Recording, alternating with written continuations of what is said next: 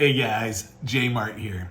So I just reset up my studio in my office. Made it a lot more easy to work with my computer, projector, and all that type of stuff, and show you some really cool things that you can do with digital effects. I'm gonna be playing around with some Atmosfx digital effects, and I'm gonna show you how easy this is.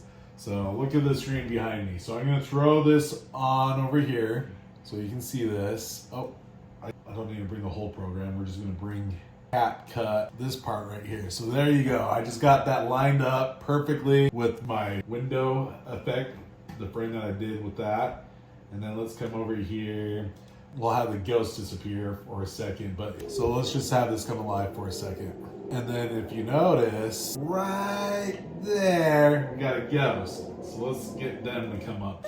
Oh, see, look, there's a ghost.